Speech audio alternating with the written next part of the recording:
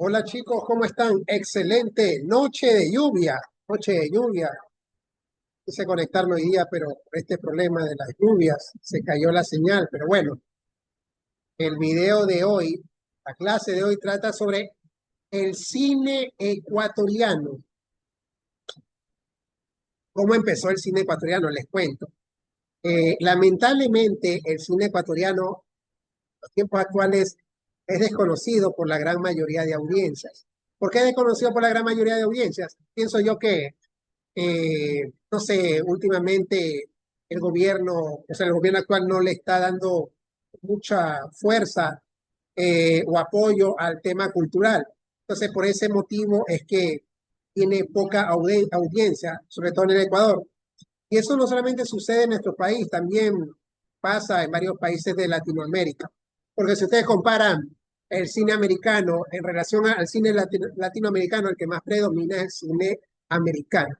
Efectivamente, el cine ecuatoriano todavía es desconocido por la gran mayoría de audiencias, no solamente de aquí, sino de Latinoamérica.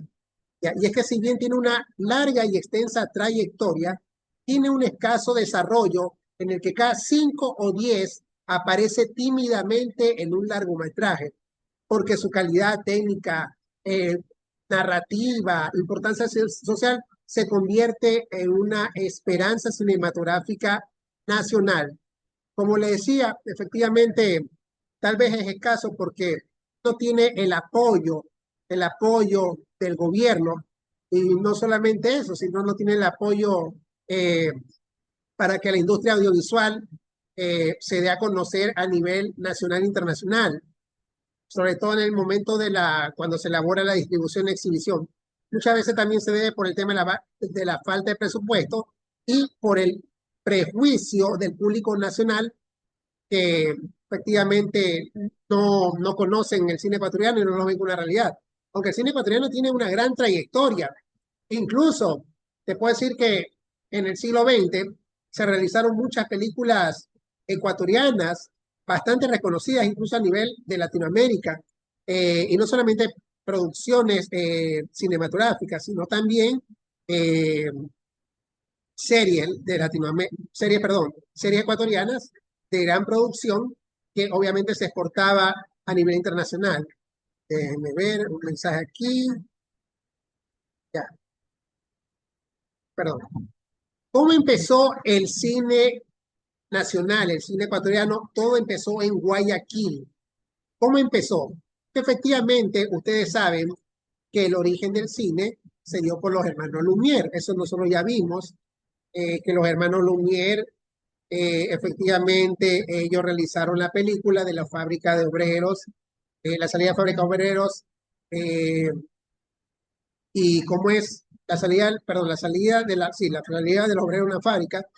Efectivamente, al principio no lo tomaron en cuenta, pero como realizaron el boca a boca, los hermanos Lumière se dieron a conocer a nivel internacional, incluso por la creación de la cámara cinematográfica. Bueno, la cuestión es que esa cámara cinematográfica, todo lo de los hermanos Lumière, llega a Latinoamérica y en Latinoamérica comienza a expandirse el cine, sobre todo en el tema del cine latinoamericano y el cine ecuatoriano. ¿Cómo llega el cine ecuatoriano?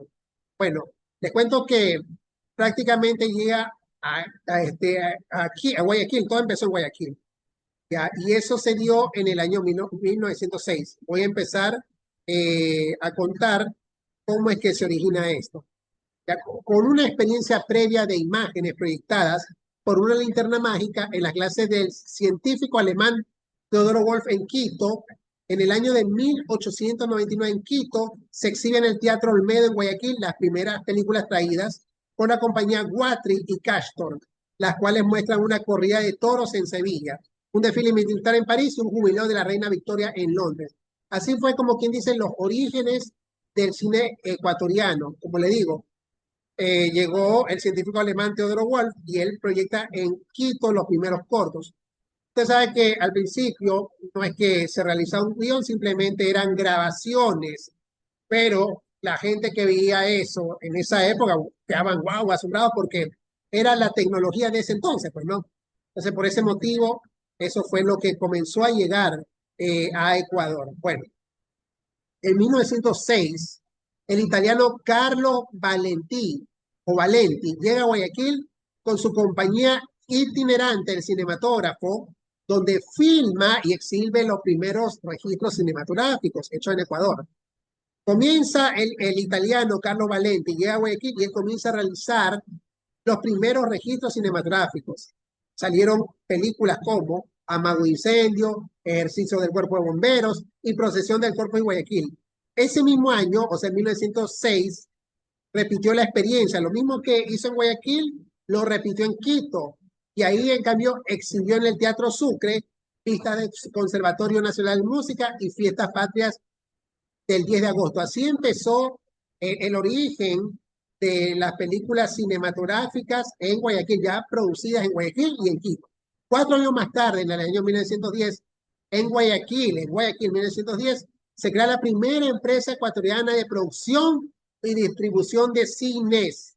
¿Ya cómo se llamaba esa empresa? Se llamaba Ambos Mundos, de la mano de Francisco Parra y Eduardo Rivas Ors. Este último, o sea, Eduardo Rivas Ors, abre al año siguiente la primera sala de cine en Guayaquil, que se llamaba el Teatro Edén. Y en 1921 imprime la primera revista especializada en cine de Ecuador, Proyecciones del Edén.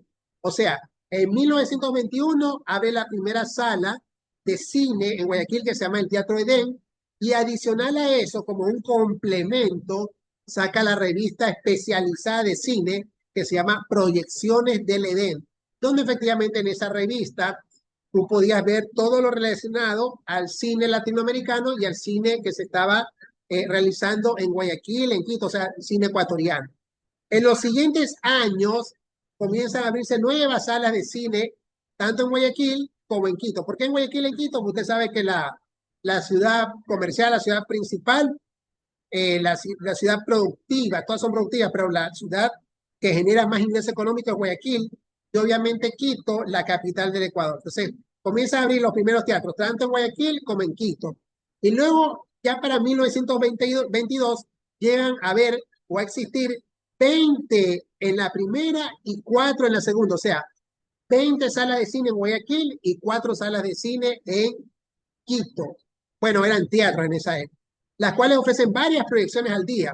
Es así como prácticamente se consolida la práctica social de ir al cine como una forma de esparcimiento para las clases altas y medias, pero bastante restringida para los trabajadores por los precios de la entrada y la indumentaria que se requería para asistir. ¿Qué quiere decir? Como se dice vulgarmente, o sea, la sala de cines, los teatros, eran para gente aniñada, ¿ya? Para gente clase media. Y efectivamente, si tú ibas a esas salas de cine, tenías que estar bien arreglado, bien vestido. ¿Por qué? Porque fomentaban mucho la cultura. Entonces, por ese motivo era que reservaban, como quien dice, el derecho a admisión. Ya iban las clases altas y medias en los cines, en los teatros, tanto en Guayaquil como en Quito, pero la indumentaria tenía que ser de acuerdo a poder ir a la sala de cine. Y aparte los precios no eran baratos, era un precio un poquito elevado. Según información de la Cinemateca Nacional del Ecuador, un peón agrícola, por ejemplo, un peón, un obrero, podría decirse, que trabajaba en el tema del campo, ganaba un promedio de 60 centavos al día, ya.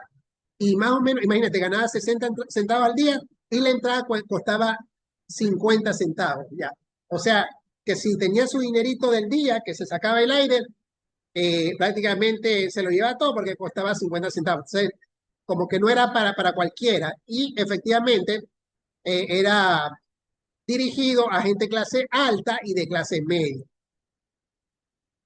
Luego, en 1924, el joven guayaquileño de 19 años, Augusto San Miguel, funda en Ecuador Film y Co. Augusto San Miguel, les cuento, es un guayaquileño que él tuvo estudios relacionados a la cinematografía. Él viajó a otros países, bueno, realizó estudios, entonces ya tenía como que esas bases para eh, poder fundar una empresa de cine. Él crea, él funda la Ecuador Film Co. Imagínense cómo antes habían creado los ecuatorianos teatros, asimismo ya comenzaban las propias empresas que realizaban producciones cinematográficas, imagínate. O sea, era un Ecuador diferente, que obviamente competía con otros países de Latinoamérica.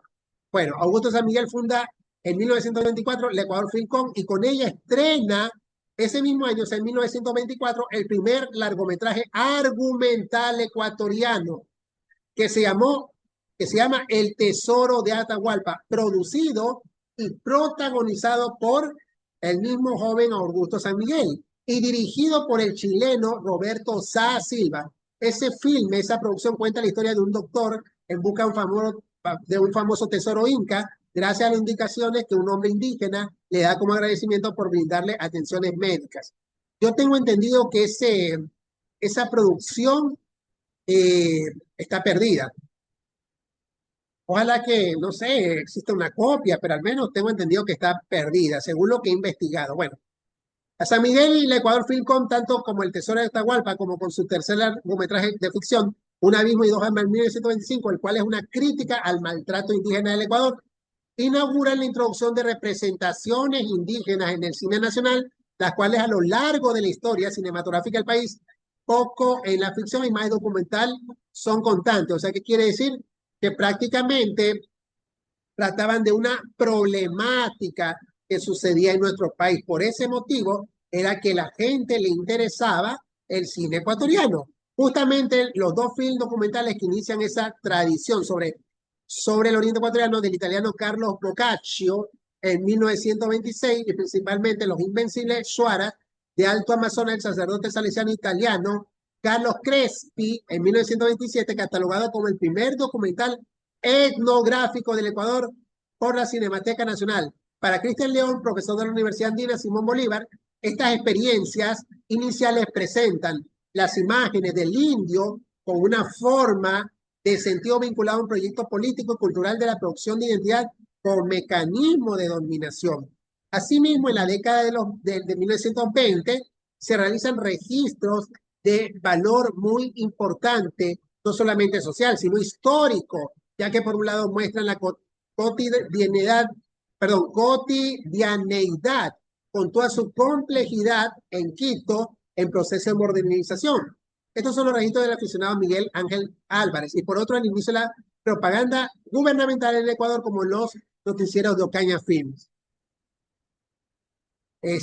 Más adelante, en 1930, comienza a desarrollarse más producciones cinematográficas, el boom de la producción de la producción ecuatoriana que trataba sobre una realidad indígena, comienza como que tener bastante auge, sobresalió bastante estos temas sociales, comenzaron a realizar varias películas, en 1975 como La Minga del Ramiro Bustamante, Entre el Sol y la Serpiente de José Corral Tagle de 1977, Los Hieleros del Chimborazo de Gustavo Guayasamín de 1980, entre otros, comienzan prácticamente a tomar bastante fuerza, porque se trataba, como les digo, sobre una problemática social y a la gente le interesaba ese tipo de películas.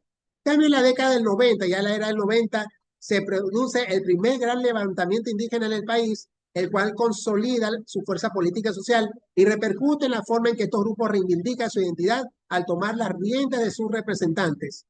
Así que en el año 1999, prácticamente el Festival Continental de Cine y Video de las Primeras Naciones toma bastante protagonismo. ¿Por qué? Porque reflejaban estos temas eh, que prácticamente indicaba una realidad social. Ya, había mucho, pienso yo que hasta el día de hoy existe mucho racismo en nuestro país. Luego en 1990 comienzan a salir otras producciones como por ejemplo La Tigra de Camilo Luzuriaga. Esa película personalmente yo sí la vi en los años 90, pero era un niño. Esa película eh, es una de las más taquilleras películas del Ecuador, con 250.000 espectadores. Esa película La Tigra, les cuento, en los años 90 le hicieron bastante publicidad en los medios de comunicación. Fue un éxito tremendo. ¿Ya? Y en el año 1999, ya me acuerdo de esa época, yo ya era sí, ya era un joven. La película, ustedes no sé si la habrán visto, pero de ley que sí, algunos. Ratas, Ratones y Rateros de Sebastián Cordero. Esa fue en 1999. aparte de permanecer 6 meses en cartelera, para muchas marcas, un antes y después del cine ecuatoriano, esa película fue una película de exportación y tuvo mucho reconocimiento.